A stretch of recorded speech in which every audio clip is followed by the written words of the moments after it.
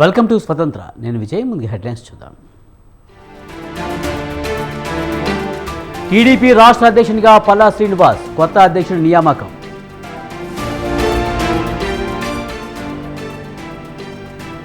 పవన్కు పంచాయతీరాజ్, అచ్చెన్నకు వ్యవసాయం. ఏపీ మంత్రులకు శాఖలు కేటాయించిన సీఎం.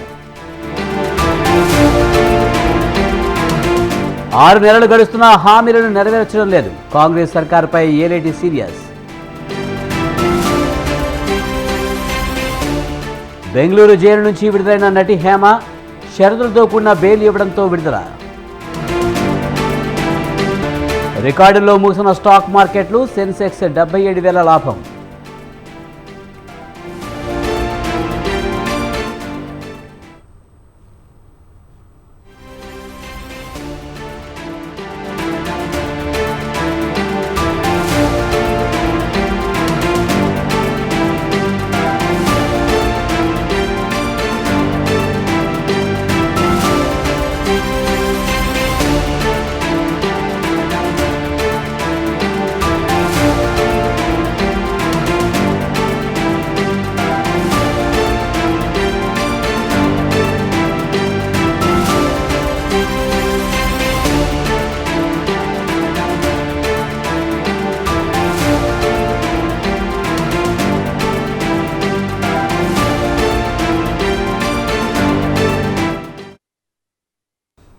ఏపీ మంత్రులకు శాఖలు కేటాయించారు ముఖ్యమంత్రి చంద్రబాబు నాయుడు.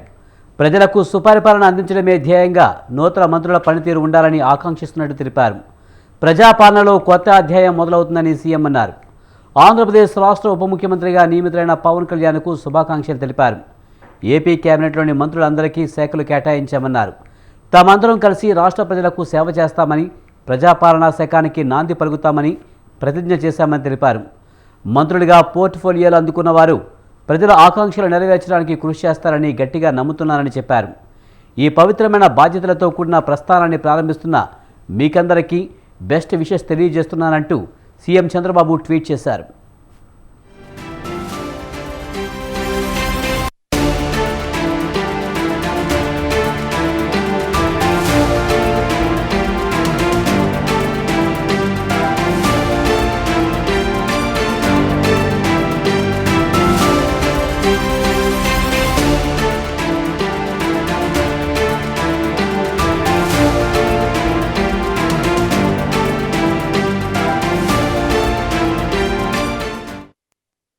పవర్ స్టార్ పవన్ కళ్యాణ్ ఇకపై సినిమాలు చేస్తారా? ఏపీ సర్కారులో కీలక బాధ్యతలు చేపట్టిన సేనాని మళ్ళీ తెరపై కనిపిస్తారా? Movie pre release event, cinema విడుదల అంటూ ఫ్యాన్స్ హంగామా చేస్తారన్న ప్రశ్నలు ప్రస్తుతం సినీ రాజకీయ వర్గాల్లో హాట్ టాపిక్గా మారాయి. మరి డిప్యూటీ సీఎంగా పవన్ కళ్యాణ్ బాధ్యతలు స్వీకరించిన వేళ సినిమాలు కంటిన్యూ చేస్తారా, లేదంటే చిత్రాలకు దూరంగా ఉంటారా? చేతిలో ఉన్న మూవీస్ పరిస్థితి ఏంటి? పవన్ ఫ్యాన్స్కు నిరాశ తప్పదా?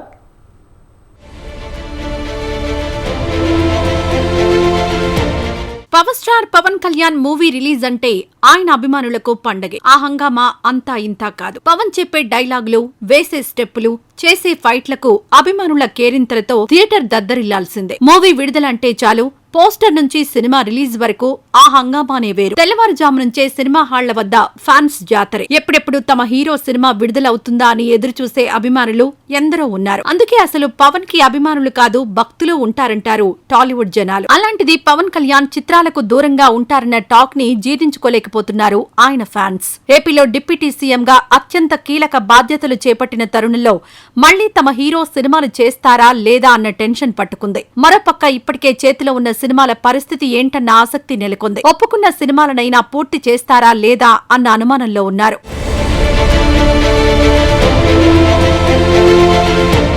పవన్ కళ్యాణ్ రాజకీయాల్లోకి ఎంట్రీ ఇచ్చే ముందే సినిమాలు మానేస్తానని ప్రకటించి జనసేన ఆవిర్భావం తర్వాత సినిమాలకు కొద్ది రోజులు దూరంగా ఉన్నారు. అయితే 2019 అసెంబ్లీ ఎన్నికల్లో ఘోర పరాభవాన్ని చవిచూశాక పార్టీని నడపడం కోసం తప్పనిసరి పరిస్థితుల్లో మళ్లీ సినిమాలు చేశారు. అలాంటిది ఇప్పుడు ఎమ్మెల్యేగా గెలవడమే కాదు, డిప్యూటీ సీఎం అయ్యారు. మరి ఇలాంటి పరిస్థితుల్లో సినిమాల పరిస్థితి ఏంటన్న సందేహం అందరిలోనూ మెదులుతోంది. అటు సినిమాలు ఇటు రాజకీయాలు చేయడం సాధ్యమేనా అన్న చర్చ సాగుతోంది. అయితే ఇంత పెద్ద బాధ్యతలు భుజానికి ఎత్తుకున్న పవన్ కళ్యాణ్ ప్రస్తుతం సినిమాలకు దూరంగా ఉంటారన్న టాక్ వినిపిస్తోంది. దీంతో చేతిలో ఉన్న సినిమాల సంగతేంటన్న ఆసక్తి నెలకొంది.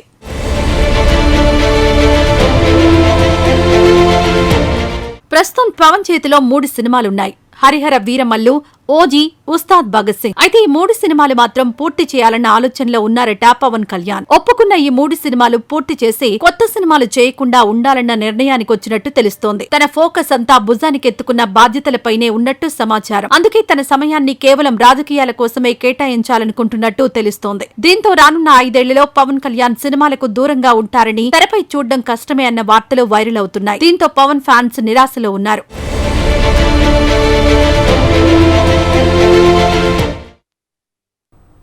మాజీ మంత్రి సబితా ఇంద్రారెడ్డి విమర్శలు కరెక్ట్ కాదని పరిగి ఎమ్మెల్యే రామ్మోహన్ రెడ్డి ఫైర్ అయ్యారు. బీఆర్ఎస్ పార్టీ చౌకబారు రాజకీయాలు చేస్తుందని మండిపడ్డారు. పాఠ్య పుస్తకాలలో కేసీఆర్ ఫోటో ఉంది, అది తీయమని ప్రిన్సిపల్ సెక్రటరీ బుర్రా వెంకటేష్కు ఫిర్యాదు చేశారని తెలిపారు. ముందు మాటలో ఆ పేజీ తొలగించి పంపించమని చెప్పామన్నారు.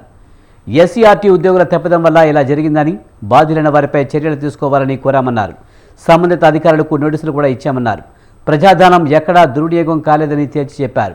తెలంగాణ వ్యాప్తంగా ఆదర్శ పాఠశాలలో మొదటిసారిగా పాఠ్య పుస్తకాలతో పాటు notes books CM Revanth Reddy ఆధ్వర్యంలో పంపిణీ చేస్తున్నామన్నారు. తెలంగాణ రాష్ట్ర వ్యాప్తంగా అమ్మ ఆదర్శ పాఠశాలల పథకంలో భాగంగా టెక్స్ట్ పుస్తకాలతో పాటు నోట్ బుక్స్ కూడా ఇవ్వడం అన్నది గౌరవ ముఖ్యమంత్రి రేవంత్ రెడ్డి గారు వచ్చిన తర్వాతనే ప్రభుత్వం ప్రారంభించింది. ప్రతి పాఠశాలలో అక్కడ ఉన్నటువంటి విద్యార్థుల యొక్క సంఖ్యను బట్టి 2 లక్షల నుంచి 30 లక్షల వరకు కూడా, ఉదాహరణకు మా పరిగి నియోజకవర్గంలో నేను అన్ని మండలాల్లో కూడా పర్యటించి అన్ని పాఠశాలలు కూడా ఈ పథకాన్ని విద్యార్థులకు టెక్స్ట్ బుక్స్ తో పాటు నోట్ బుక్స్ కూడా మొట్టమొదటిసారిగా ఇవ్వడం అనేది జరిగింది. నేను అక్కడ గమనించినాను. అక్కడ ముందు మాట ఫస్ట్ పేజ్ ఓపెన్ చేయగానే గత ముఖ్యమంత్రి చంద్రశేఖరరావు గారి పేరు, అప్పటి మంత్రివర్యుల పేర్లు అవన్నీ కూడా దాంట్లో ఉన్నాయి. నేను వెంటనే కలెక్టర్ గారికి ఫోటో తీసి మా వికారాబాద్ కలెక్టర్ నారాయణ రెడ్డి గారికి, అదేవిధంగా నా 2 మండలాలు మహబూబ్ నగర్కి వస్తాయి, మహబూబ్ నగర్ కలెక్టర్ రవి గారికి కూడా పంపించి వెంటనే మీరు ఈ పేజీని తొలగించి మరొక పేజీతో మా ముఖ్యమంత్రి గారి సందేశంతో పెట్టాలని పెడితే వాళ్ళు ఇమీడియట్ రెస్పాండ్ అయ్యి తప్పకుండా దాన్ని చేస్తామని కూడా మాకు మెసేజ్ పెట్టడం జరిగింది. మొట్టమొదటిసారిగా తెలంగాణ రాష్ట్ర వ్యాప్తంగా అమ్మ ఆదర్శ పాఠశాలల పథకంలో భాగంగా టెక్స్ట్ పుస్తకాలతో పాటు నోట్ బుక్స్ కూడా ఇవ్వడం అన్నది. తెలంగాణ కాంగ్రెస్ నేతలు గుబులు బదులైంది. ఓవైపు తమకు పదవి దక్కుతుందో లేదన్న టెన్షన్లో ఆశావహులు ఉంటే, ఇచ్చిన పదవి వెనక్కి లాగేసుకుంటారేమోనన్న అనుమానంతో మరికొందరు ఆందోళనలో ఉన్నారు. కార్పొరేషన్ చైర్మన్ జీవోలు అందుకోవడానికి రెడీగా ఉన్న లీడర్లు అందుకోసం పడిగాపులు కాస్తున్నారు. ఎన్నికల కోడ్ అంటూ దాటవేసిన అధిష్టానం జీవోలు ఎప్పుడు ఇస్తుందా అని ఎదురు చూస్తున్నారు. మరి కోడ్ ముగిసి వారం దాటినా జీవోలు ఇవ్వకపోవడానికి కారణాలేంటి? ఇంతకీ ఇచ్చిన పోస్ట్ ఉన్నట్టా ఊడినట్టా?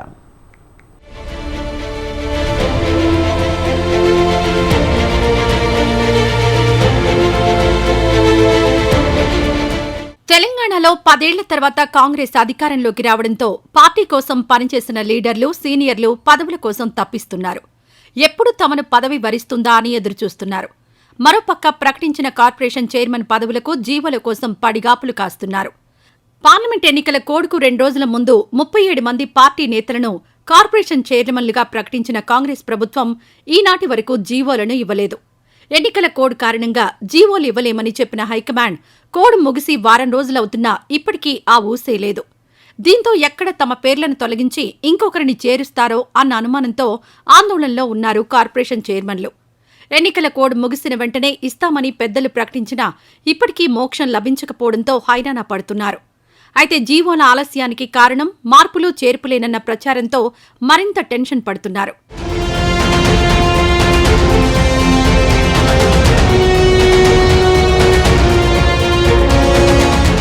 కోడ్ ముగిసిన వెంటనే అందాల్సిన జీవోల ఆలస్యంపై ఆరా తీస్తున్నారు కార్పొరేషన్ చైర్మన్లు. పార్టీ ఇన్ఛార్జ్ దీపాదాస్ మున్షి, మరికొందరు మంత్రుల వల్లే జాప్యం జరుగుతున్నట్టు గాంధీభవన్లో గుసగుసలు వినిపిస్తూ ఉండడంతో అందుకు కారణాలను తెలుసుకునే పనిలో పడ్డారు. అయితే కొందరు నేతలు తమకు చైర్మన్ పోస్టులు ఇవ్వాలని దీపాదాస్ మున్షికి మొరపెట్టుకున్నట్లు తెలుస్తోంది. దీంతో చైర్మన్ పదవి ఆశిస్తున్న వారికి కూడా ఈ పోస్టులు ఇవ్వాలన్న దీపాదాస్ సూచన మేరకు జీవోలపై ఆలస్యం జరుగుతున్నట్టు సమాచారం. అంతేకాకుండా కొందరికి చైర్మన్ పోస్ట్ ఇవ్వడం పట్ల పలువురు మంత్రులు అభ్యంతరం వ్యక్తం చేయడంతో మళ్లీ కొత్త లిస్టు తయారు చేసే పనిలో పడ్డంతో మరింత ఆలస్యమవుతున్నట్టు తెలుస్తోంది.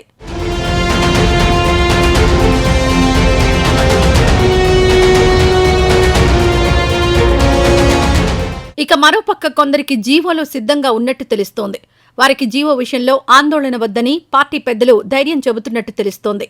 అయితే మరికొందరి విషయంలో మాత్రం అభ్యంతరంతో జీఏడీ నుంచి జీవోలు వచ్చినా వాటినివ్వకుండా అడ్డుపడ్డంతోనే ఆలస్యమవుతుందని, వీలైనంత త్వరగా అందరికీ జీవోలు అందజేస్తామని పార్టీ పెద్దలు భరోసా ఇస్తున్నారు.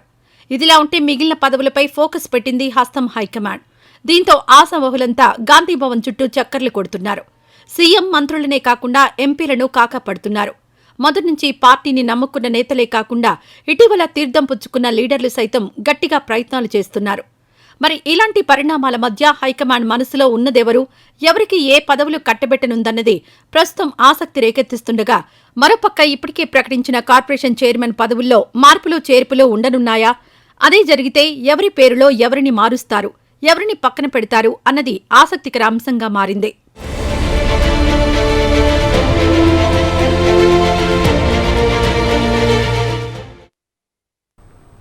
లిక్కర్ స్కామ్ కేసులో అరెస్ట్ అయ్యి ఢిల్లీలో తిహార్ జైలులో ఉన్న కవితతో కేటీఆర్ ములాఖాత్ అయ్యారు. కవిత ఆరోగ్య పరిస్థితిని అడిగి తెలుసుకున్నారు. ఢిల్లీ మద్యం కుంభకోణం కేసులో కవితకు జ్యుడిషియల్ రిమాండ్ను రౌస్ అవెన్యూ కోర్టు మరోసారి 2 వారాల పాటు పొడిగించింది. సిబిఐ నమోదు చేసిన కేసులో ఈ నెల 21 వరకు ఆమెను రిమాండ్ విధిస్తూ ఉత్తర్వులు ఇచ్చింది. మరోవైపు చదువుకోవడానికి 9 పుస్తకాలు కావాలని కోర్టుని అడగగా అందుకు న్యాయస్థానం అనుమతించింది. తదుపరి విచారణ ఈ నెల 21న జరగనుంది. ఆమెను కలిసిన తర్వాత కేటీఆర్ హైదరాబాద్ తిరుగు పయనమయ్యారు.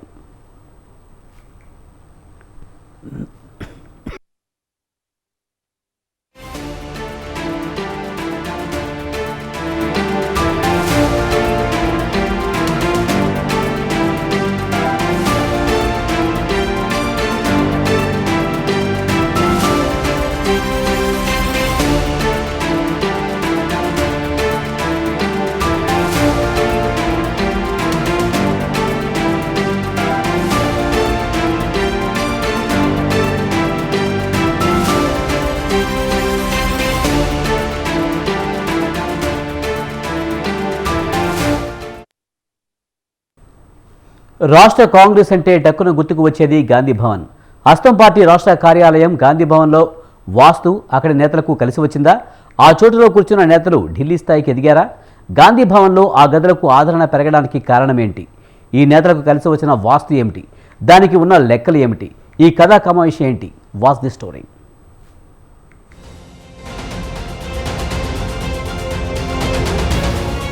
తెలంగాణలో కాంగ్రెస్ పార్టీ అధికార పగ్గాలు చేపట్టింది. ఇది పాత మాట. మరి కొత్త మాట ఏమిటి? గాంధీభవన్లో నేతలు తమకున్న పరిచయాలు, పైరవీలతో పదవులు దక్కించుకోవాలని భావిస్తున్నారు. ఇది సరికొత్త మాట. కొందరు నేతలకు కలిసి వచ్చిన సెంటిమెంట్ తమకు సైతం కలిసి వస్తుందా అని నేతలు లెక్కలు వేసుకుంటున్నారు. అయితే గాంధీభవన్లో ఆ సీట్లలో ఆసీనులైన నేతలంతా రాష్ట్ర స్థాయి పొజిషన్ నుంచి ఢిల్లీ స్థాయి వరకు ఎదిగారు. ఇప్పుడు గాంధీభవన్లో ఆ వాస్తు లెక్కల మీద గట్టి చర్చే జరుగుతోంది.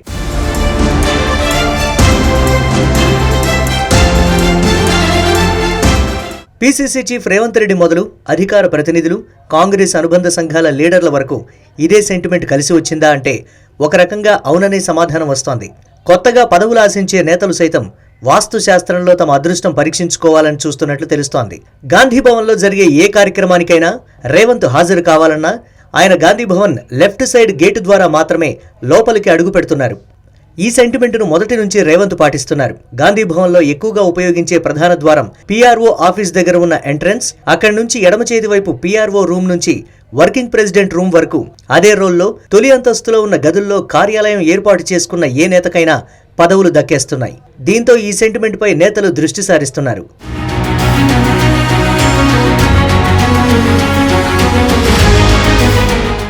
రాష్ట్రంలో కాంగ్రెస్ అధికారం దక్కించుకున్న కొన్ని రోజులకే టీపీసీసీ సీనియర్ ఉపాధ్యక్షులు మల్లు రవిని రాష్ట్ర ప్రభుత్వ ఢిల్లీ అధికార ప్రతినిధి పదవి వరించింది. అనంతరం జరిగిన పార్లమెంట్ ఎన్నికల్లో ఎంపీ టికెట్ దక్కించుకొని ఆయన విజయం సాధించారు. రూమ్లు, కార్యాలయాల సెంటిమెంట్తో ఆయన ఈ విజయాలు సాధించినట్లు వ్యాఖ్యానాలు వినిపిస్తున్నాయి. అయితే అదే గదిలో ఉన్న మరో నేత Harkara Venugopal protocol committee chairman గా పనిచేశారు. ఆయనకు ప్రభుత్వ సలహాదారుడి పదవిని సీఎం రేవంత్ రెడ్డి మొదట్లోనే ఇచ్చారు. ఆ పక్కనే ఉన్న మూడో గదిలో మొన్నటి వరకు ఉన్న Chamala Kiran Kumar Reddy TPCC media committee chairman గా సేవలందించారు. ఆయనకు భువనగిరి పార్లమెంట్ టికెట్ దక్కింది. టికెట్ దక్కడమే కాకుండా ఎంపీగా గెలుపు దక్కింది. ఇక ఆ పక్క గదిలో రమేష్ ముదిరాజ్తో పాటు పలువురు నేతలకు కార్పొరేషన్ పదవులు దక్కాయి.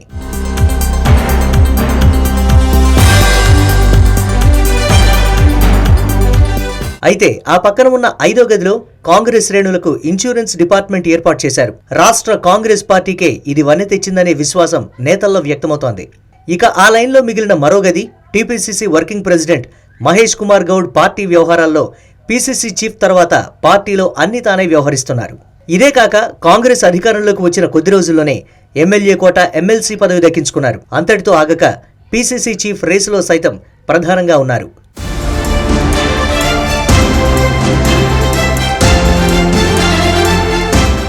లెఫ్ట్ సైడ్ గదుల్లో సేవలందించిన నేతలు ఉన్నత స్థానాలకు చేరడంతో ఆ గదులు తమకు కేటాయించాలని పార్టీకి చెందిన కొందరు నేతలు కర్చీఫ్లు వేసేసి ఆ రూములు దక్కించుకోవడానికి యత్నాలు సాగిస్తున్నట్లు సమాచారం.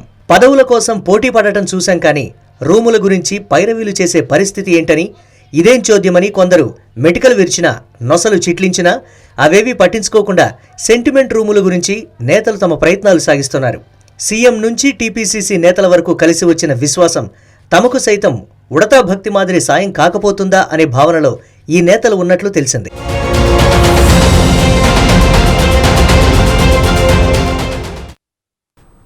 మార్కెట్లో కూరగాయల ధరలు మండిపోతున్నాయి. సామాన్యుడికి షాక్ ఇచ్చేలా అమాంతంగా పెరిగి ధరలు ఆకాశానికి చేరాయి.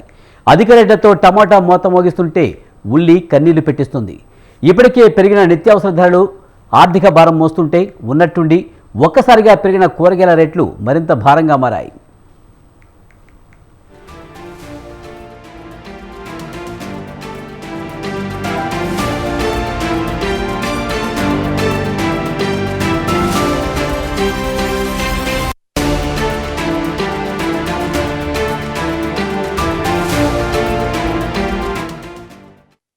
కేవలం 15 రోజుల వ్యవధిలోనే ఉల్లి, టమాటా సహా అన్ని కూరగాయల ధరలు 60% అధికంగా పెరిగాయి. మే 3వ వారంలో కిలో 20 రూపాయలు ఉన్న ఉల్లి ప్రస్తుతం 40 రూపాయలకు చేరింది. ఇక టమాటా ధర కూడా రెండింతలు పెరిగిపోయింది. ప్రస్తుతం కిలో టమాటా 50కి పైమాటే పెరుగుతుంది. వంకాయలు, బీన్స్, క్యారెట్, బీట్రూట్, క్యాప్సికమ్, సొరకాయ, కాకరకాయ తదితరులతో పాటు పచ్చిమిర్చి, పుదీనా, కొత్తిమీర, ఇతర ఆకుకూరల ధరలు రెట్టింపయ్యాయి.